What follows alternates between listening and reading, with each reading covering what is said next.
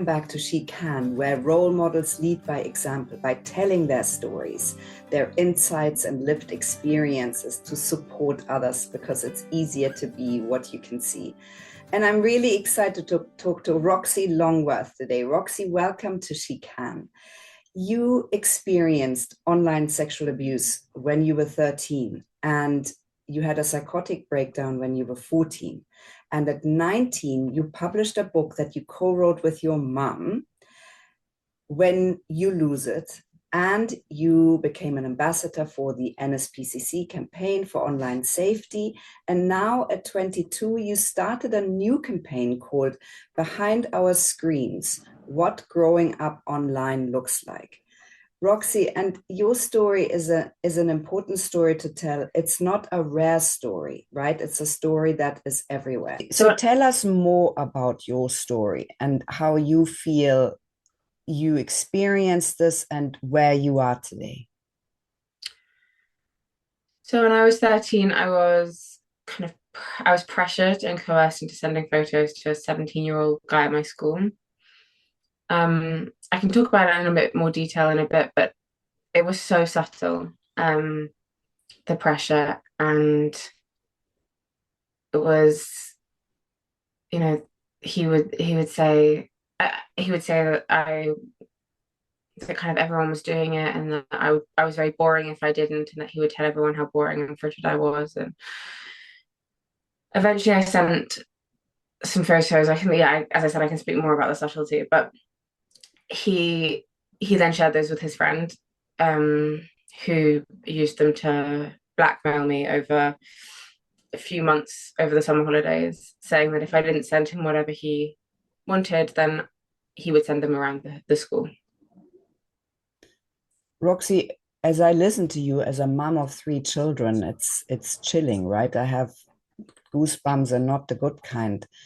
Tell us a bit more about this whole period and what it made you feel like, and how these subtle sort of it's bullying, right? It's bullying, and it's sexual abuse online on a 13-year-old.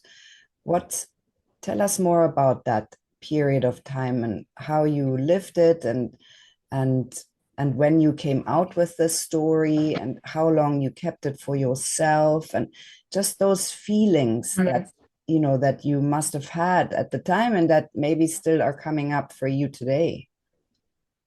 I think I know now that terms like, child sexual abuse and those apply to my story, but at the time I wouldn't even have considered that. Like at the time I thought that I'd messed up seriously badly, and I had done this thing that you were told not to do, and I didn't think I was particularly vulnerable. I didn't think that I was kind of, in quotation, stupid enough to fall for this kind of thing. Mm. So I was angry at myself. Um, I thought I'd completely messed up my life, and I was so embarrassed, which is why the thought of going and asking for help during that period it wasn't an option. I could not tell my family, I couldn't tell my parents, and I couldn't ask for help because I thought it was all my fault. And that stayed for a long time. The photos were eventually spread all around the school, and the school found out, and they punished me as well for kind of breaking their rules, and the boys were not punished. And that felt very fair to me. I thought, I really believed that I had messed up my whole life, and I thought I was so disgusting, and I honestly, like, that's why I started self-harming, because I thought that I deserved to be punished for what I'd done, essentially. I didn't understand that I had been tricked and Blackmailed. blackmailed. Yeah, I know. See, yeah, I need to use that word more. Yeah. Roxy, so let's talk about your breakdown first. Let's talk about the breakdown and how you and when and what happened afterwards, and how, and then we'll talk about how you pieced yourself back together. So because I felt I punished myself further because I thought I wasn't being punished enough, And that then spread to stopping myself sleeping because I was having really bad nightmares. So I would keep myself awake at night by kind of, if every time I was drifting off, I'd splash water on my face. And so I didn't, I ended up really not sleeping for a few weeks. I was sleeping very little, and I started to hear voices, but it was also very subtle. Like I felt like like everyone has that voice. Yeah. I think everyone does have that voice kind of saying these like negative things to yourself. That voice just sort of got louder and louder and more controlling very slowly until suddenly there were voices kind of everywhere. That's what it felt like, telling me to hurt myself, telling me to do all these things. So I ended up being hospitalized with this psychotic episode, and then I spent the rest of that year, or I spent the next several months on suicide watch, and my mum completely kept me alive. Amazing. Roxy, so tell us about those years between this and writing the book with your mom, which must have been a very cathartic exercise, right? It's a healing exercise to talk and write about your experiences. Talk to us about those years. How did you piece yourself back together? I think that I completely lost those teenage years. I think one of the hardest parts for me was when I kind of came out of my breakdown. I was kind of recovering, but it was it was kind of the hardest part because I was coming out of that illness, and I kind of realized that my life was not there waiting for me. It was still kind of in pieces from the photos. And coming out of that psychotic episode, I then had to kind of rethink and re-engage with the photos, which was the thing that I could not think about or talk about or anything. I still hadn't really spoken to my parents at all about what had happened. And I moved schools, but the shame was so deep. I couldn't look in mirrors because I was so disgusted by kind of the sight of myself. And I didn't want to meet new people because I was so worried that they would ask questions about the past couple of years, and I couldn't risk anything about what had happened coming up. So it was easier to just completely isolate. And I basically I didn't want to retake that year of school that I'd missed. So I just studied really, really hard and crammed my GCSEs into 1 year. And just that was kind of my way of taking control of my life again, was just to obsessively work. And my relationship with my mom was tricky. It was definitely strained. You know, we spent several months in like in one room together. Essentially, I wasn't allowed to be alone, and it was tough to have a normal relationship after that. And I think, you know, I still wasn't talking to her about I still couldn't say the word photos out loud. So we kind of drifted apart for a few years. Yeah. And then when we went into lockdown, it was slightly re-traumatizing again because we were back in that same room. And we could not talk about what had happened. And so that there was, I hadn't told her really, I really hadn't explained to her the blackmail, I hadn't explained the photos or anything. And also there was a lot of when I was really ill that I didn't remember, where she was really like fighting to get me help and to find mental health support that I didn't remember. But we couldn't sit down and speak about it. We would just blow up instantly because we had such differing opinions on what had happened and very different perspectives. So we essentially went into two separate rooms and we wrote a very long letter to each other explaining our own versions of what had happened. We wrote it completely blind, and eventually we swapped letters, and it was really hard to read. It was really hard to read. It was, you know, it was heartbreaking because we'd also kind of wasted 3 years not having that conversation. But we were kind of brought together in that process, thinking, you know what, if we could have read this would have saved us from making so many mistakes. So how are we going to help get that to the other parent child that needs to read it? So those letters ended up being woven together to make this book, When You Lose It.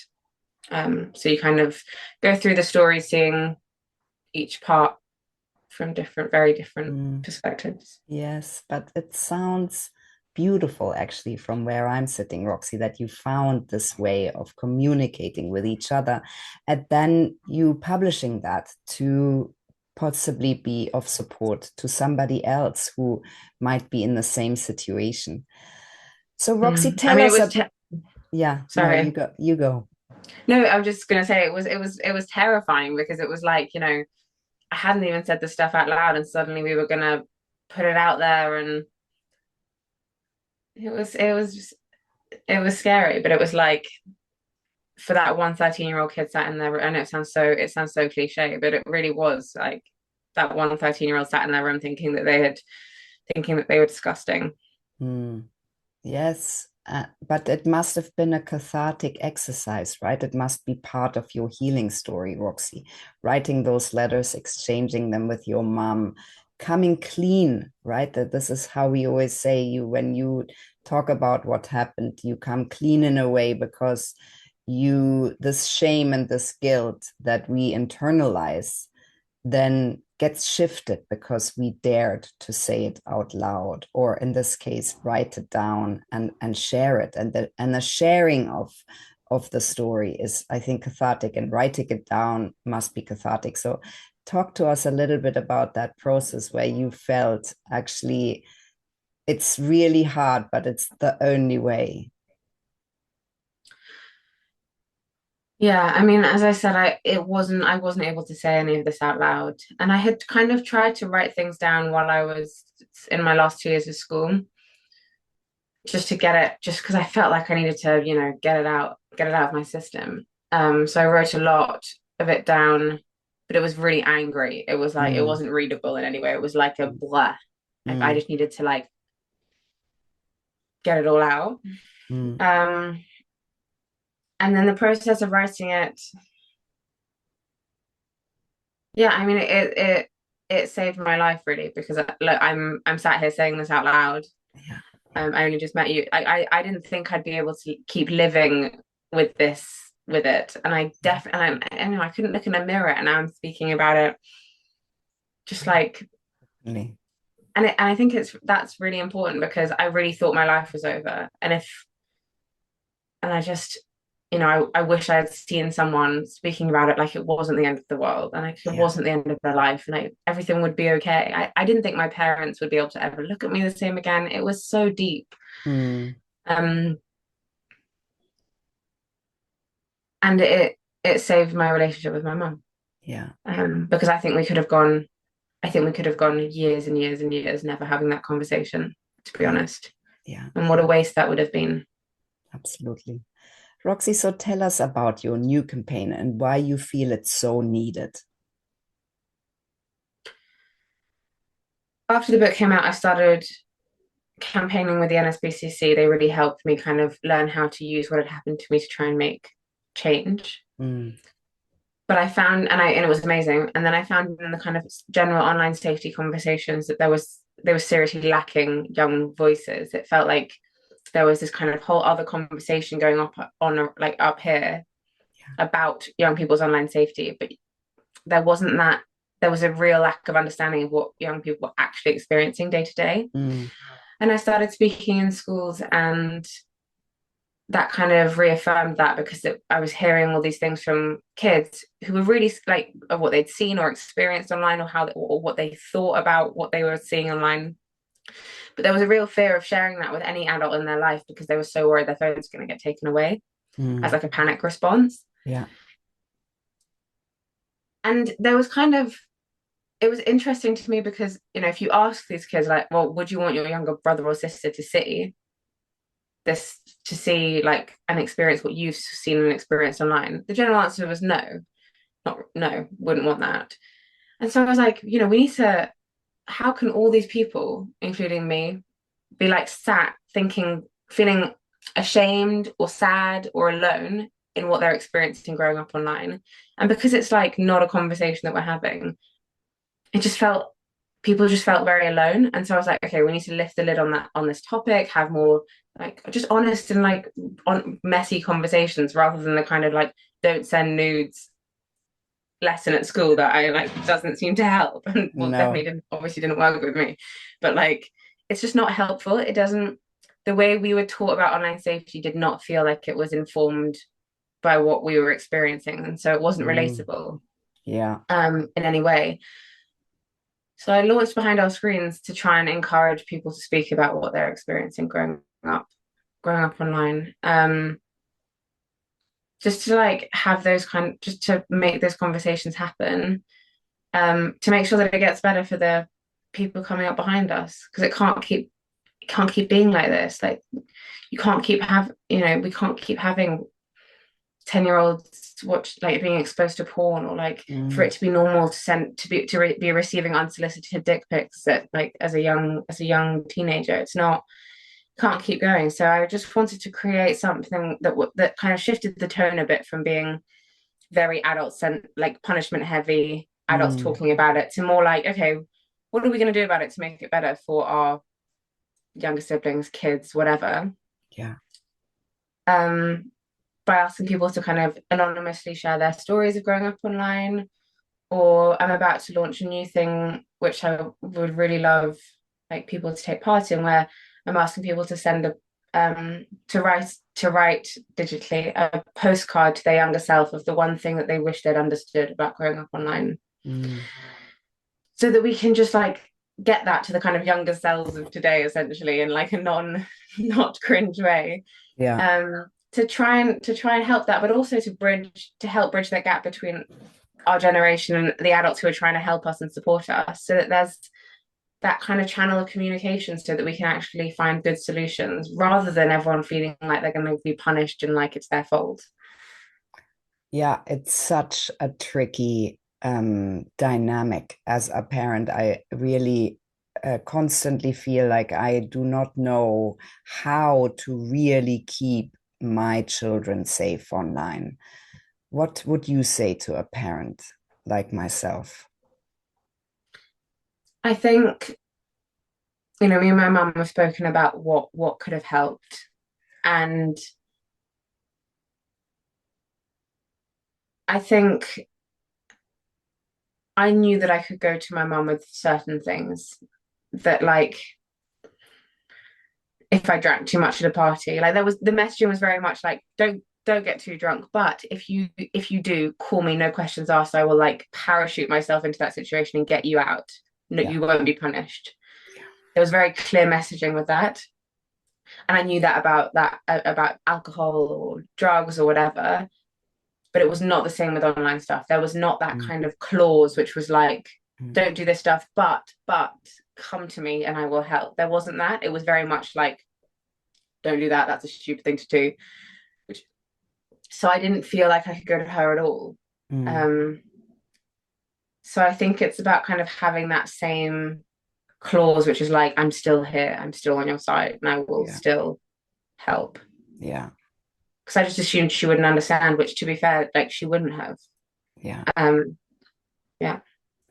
So, what do you feel are the sort of big changes that we need to see to keep children safer online? What do we need the government to do here?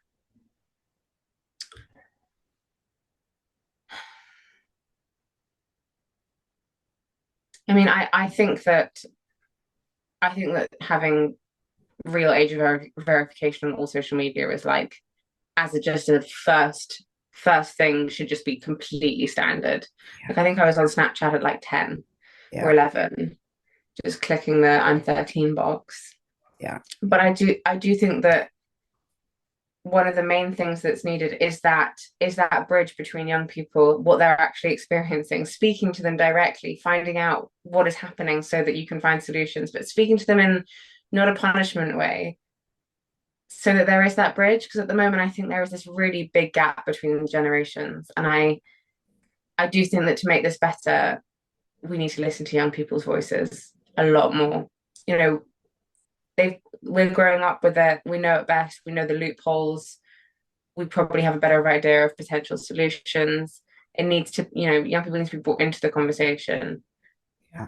I think this all the time, and I say this all the time, that we need your generation we need to give you the platform to be able to speak up. And we need open conversations, not only within families, but really within schools. And schools have a huge role to play, in having a no phone policy, right? Phones are not allowed in schools, full stop.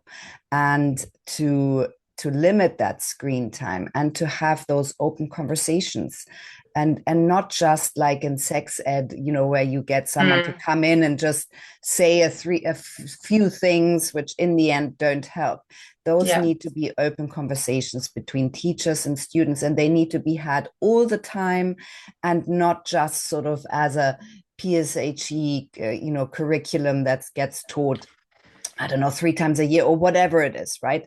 There isn't enough conversation between teachers and therefore students on online safety, all the dangers that we have, and also sex ed and other things. What is normal, what is not normal, those kind of things, because young people have so much exposure to so much, and I don't think that we talk about it, and therefore young boys assume things that aren't actually, there is such a divide between the reality online, young people's lives, what people think is normal and not normal, porn being so accessible, etc. And I feel those conversations are so important, which why, Roxy, it's so important that you talk about it, and that you talk about your experiences, and that you wrote the book, and that you run the campaigns, and you studied math and neuroscience.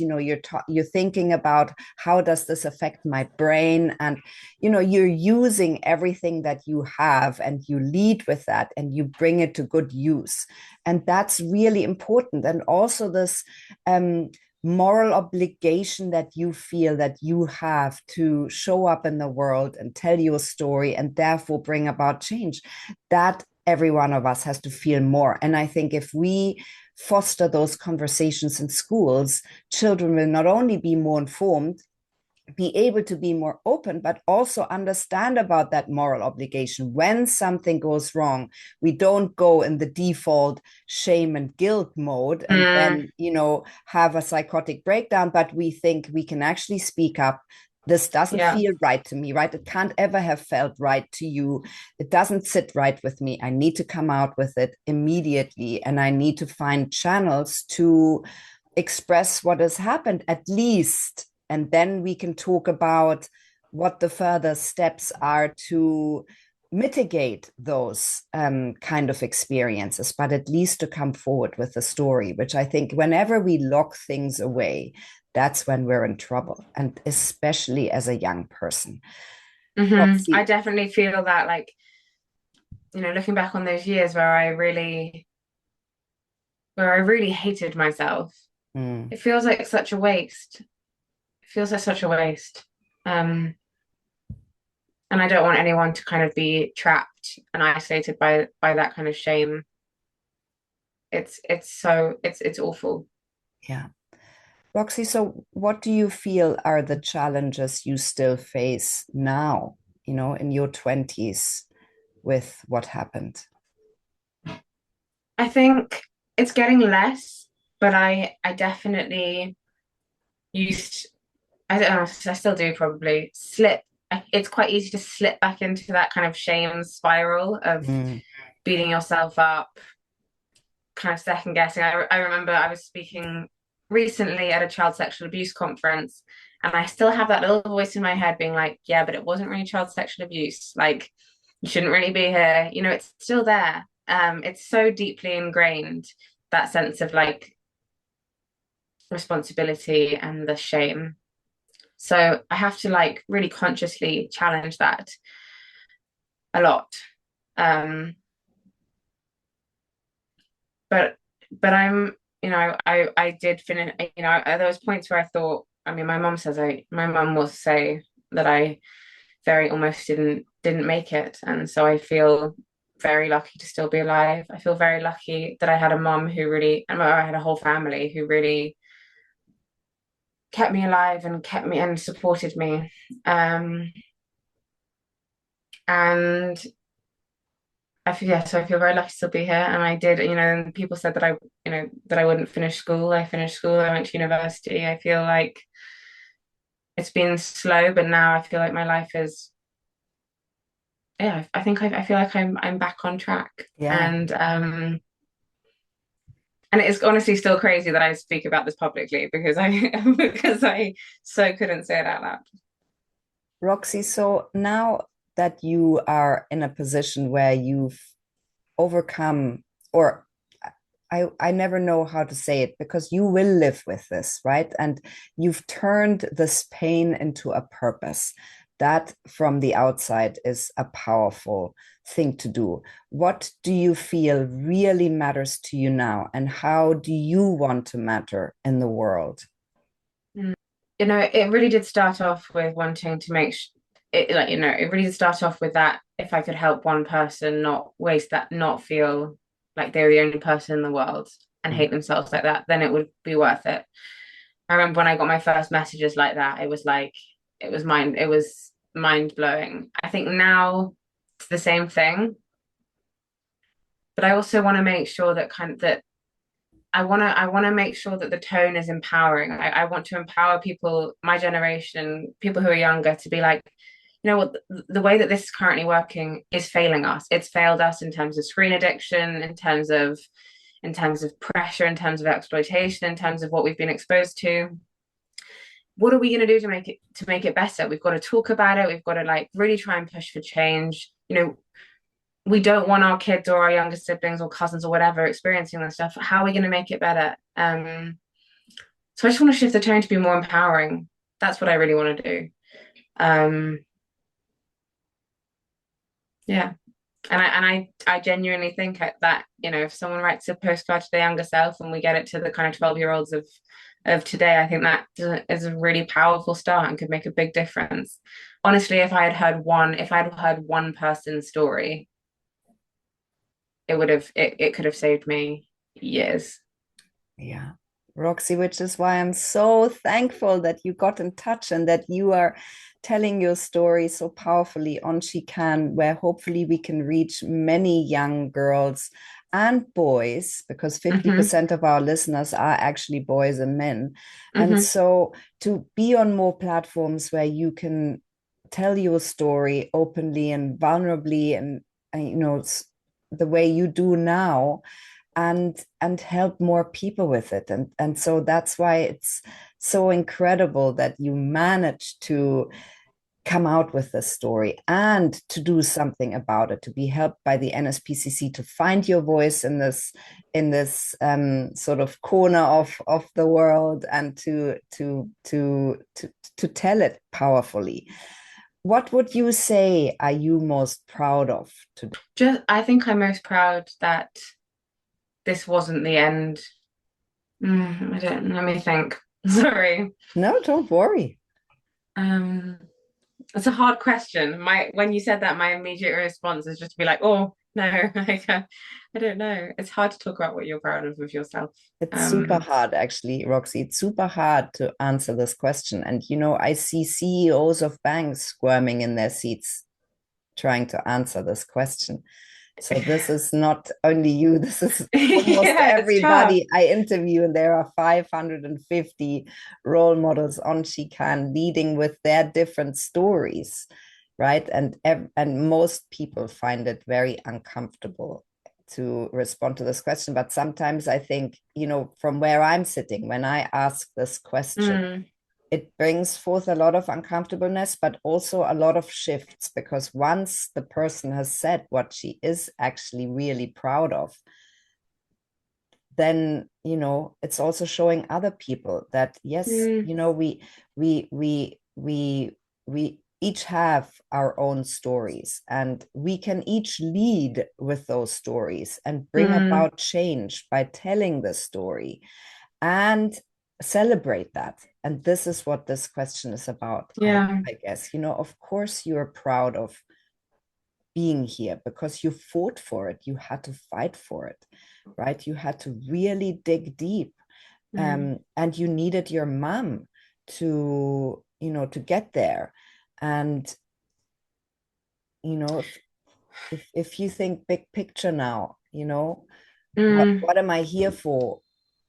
I mean, I don't Yeah. necessarily believe that everything happens for a reason, but I do believe that there is a lot of people out there who turn bad things that happen to them into magic in the end, because they somehow transform what happened to them into fuel, to become something that is supporting others, to bring about Yeah. change. I think I think that is probably what I feel most proud of, is that I spend my whole time trying to think up new ways to amplify young people's voices, their experiences, trying to bridge that gap so that we can find good solutions. I spend my whole time thinking about it, um, trying to think of new innovative ways to do that and to make it better.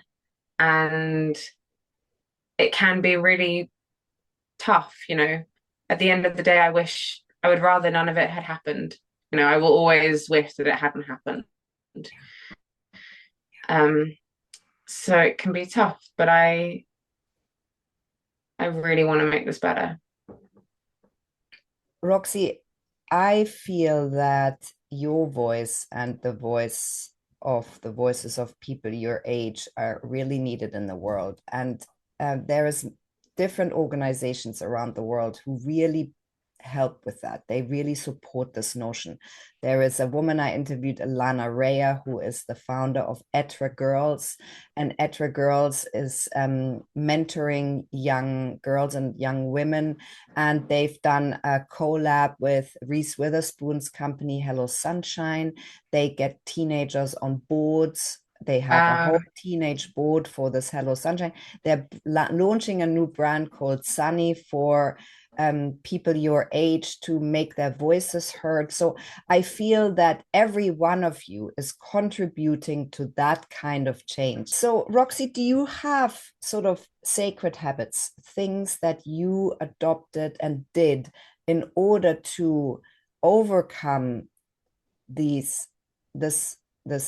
story that happened to you, that keep you now true to yourself, right? Because you had lost yourself, you were buried by shame and guilt, you lost who you are. Do you have habits or things you do daily or regularly that keep you, sort of in your power? I would say that is probably an ongoing work in progress, but I'm only 22, so I forgive myself. I think at the time when I was trying to kind of regain control of my brain, that's what it felt like. I was trying to kind of get back in control. Yeah. I used puzzles a lot. You can see I have a puzzle piece. I Yeah. used puzzles a lot, and studying was a big thing for me. Um, it felt like a tangible way to get my life back on track. So for me, it was that.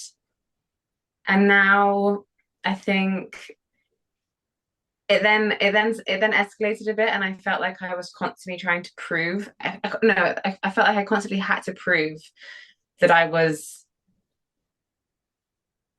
that I was not the person that everyone said I was back then. Even though, most people don't care. They're mostly thinking about their own lives. In my head, I was constantly having to prove this. And that actually ended up being quite unhealthy, because I was actually trying to prove to myself that I was a better person than the person I had been in my head. That's how I felt. Yeah. And so now my biggest challenge is just trying to really forgive myself and really feel more at peace, rather than constantly trying to sorry, I don't think I'm explaining that very eloquently at No, all. you said it really beautifully, I think. That you need to get to the point where you really forgive yourself. So you move on. This forgiveness piece is always the hardest. Yeah. It's the hardest to forgive somebody else. It's even harder to forgive Mm. ourselves. And in my brain, I like rationally, I know that I was really young and that I was Mm. taken advantage of seriously. Yeah. But it's in here. It's so like deep. It's in my chest. It's like that's where you have to kind of get rid of that feeling. Yeah.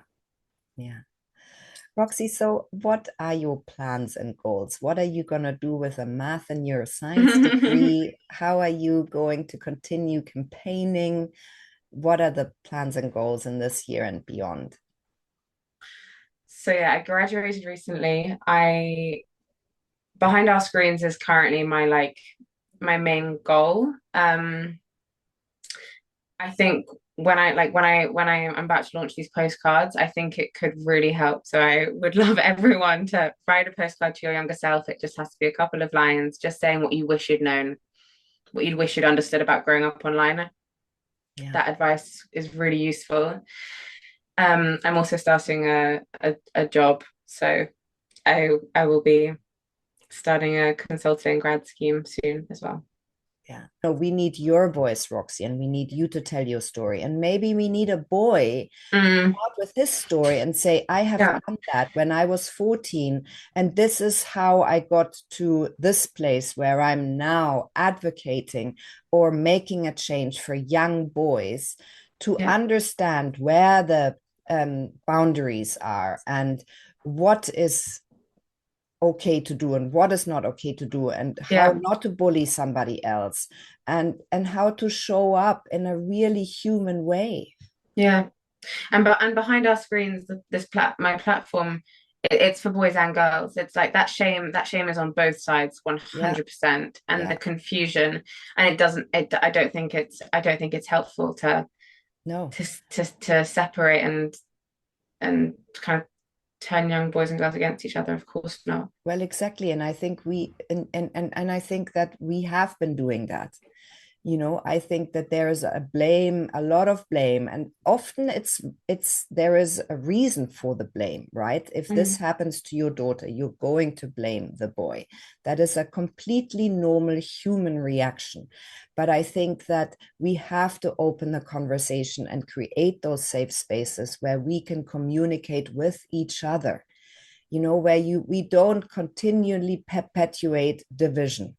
mm, um, and and I think then we can discharge, we can uncharge these situations and can diffuse this shame and guilt so much faster if we are able to be open about it. And I think this is what you said earlier, as parents we have a huge role to play here in mm. keeping you safe and in making sure that as a family we have a space where children feel they can always come forward with the truth, whether that is because you're drunk or whether you smoked a joint and it doesn't Mhm. agree with you, or because Mm. you're stranded somewhere on, somewhere where you're actually scared, or you are in a place and you are scared, or whatever it may be that Yeah. comes where you're in a situation where you feel you're unable to handle it and you Mm. need a grown up to help you. And the barrier we have for young people to come out to say what is going on is still enormous, and therefore we have a lot of Yeah. traumatized young people, and we all Yes. know that we have a global mental health pandemic, right? We all know that this is not news, and we need to find ways to mitigate that. And we need to educate children. We need to educate parents, and Yeah. we need our governments to respond to challenges in real time, because they are not doing that right now. Right? We are so behind in But terms of, and for that to happen, we need to be speaking to young people. yeah, Otherwise we will always be behind. well, exactly. Absolutely. And it's the messaging that on like I think sometimes online safety is spoken about like it's a separate little box, like it's one kind of like sex ed topic that just needs to be ticked off, but Yeah. it's not. It's our No. whole lives. Like it's Yeah. when parents say I don't understand how to educate about online safety, it's like I didn't need to be told don't send news. I needed to be explained why being lonely in my room can make me vulnerable to someone being able to offer relief from that, or it's about loneliness, it's about wanting attention, validation, friendship. Like it's those themes. It's not online safety as such, if that makes sense. Yeah. Roxy, I think I'm so grateful that you just said what you just said, because this is exactly what it is. It's not just ticking the box on, these themes that come up Mm, that are the sort of, difficult themes of young people. It's exactly that. It's this loneliness and the validation and the culture of having to be seen, mm. and all of that your generation grows up in. But yes, but your generation did grow up with those same adolescent feelings of For wanting to be sure. part of a group, and so it's that stuff where there can be an overlap, and where there can be really healthy conversations from a really young age, because it doesn't need to be about anything explicit. It's about wanting to be liked, or it's about wanting to find a community that accepts you. It's those things that can then make you vulnerable online, and then there's that next step, but that's a conversation that can be had really early on. Yeah. Yeah, I agree, Roxy. And that's why I always think we have to campaign and we have to stand against the notion of the far right that we now see around the world, that wants to shut people up, that wants to take rights away, that's not creating safe spaces for conversations to be had, that wants Mm. to go back to the good old days that, weren't always so good old days either. Hmm. And that we can't do that because we have a technological revolution that we're all a part of, that is unstoppable, and we need to learn how to live with it better. And that's why I'm so unbelievably grateful for you to come forward to say what you believe, having experienced that, to the things that we need to do, like age verification online, what it is like growing up online, because Mm. that is your reality. Yeah. Getting young people to be at the table with Hmm. the decision makers, that is families, that is listening to your children, that is with governments, that is with companies, that is in finding solutions with non-for-profits who are helping in these spaces for keeping you safe and keeping you thriving, and most importantly, listening to your generation on the changes that we need to see, and on creating the safe spaces for having the conversations. Yes, everything you just said, amazingly said. Yes, exactly. Roxy, so thank you. This is your story, and those stories are really the stories we want to hear more on She Can. We're so grateful for every young person coming forward and leading with their stories, because it's not just about interviewing CEOs of companies and people who have accomplished incredible things in their lives. It's talking about the real things and leading with the actual experiences of each one of us. And by doing that, you will inspire another young person to feel less alone, or to come forward with a story, or to change their story and to change their narrative, not to lose their teenage years to this, real struggle that you faced. Yeah.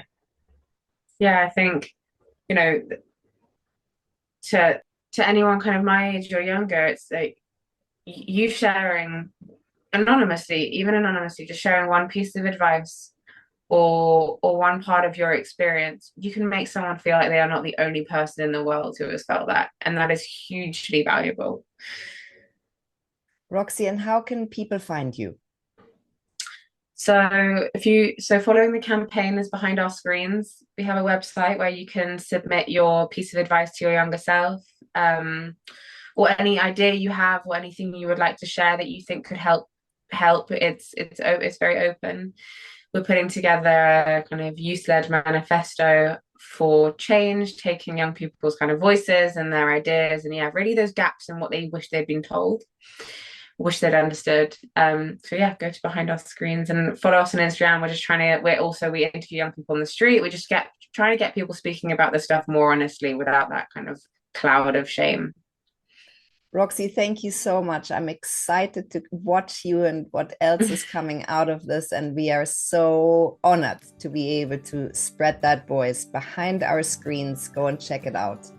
Thank you so much for having me. I feel very grateful to be included on the She Can platform. So thank you.